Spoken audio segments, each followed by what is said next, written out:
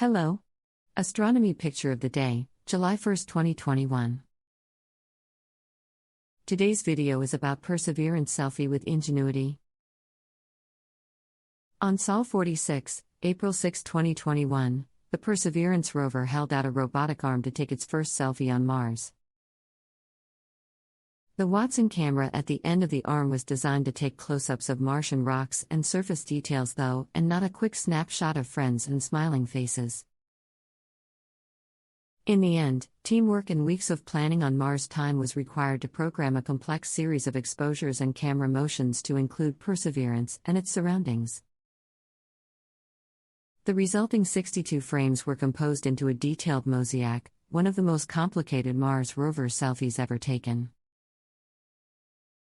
In this version of the selfie, the rover's Mastcam-Z and SuperCam instruments are looking toward Watson and the end of the rover's outstretched arm.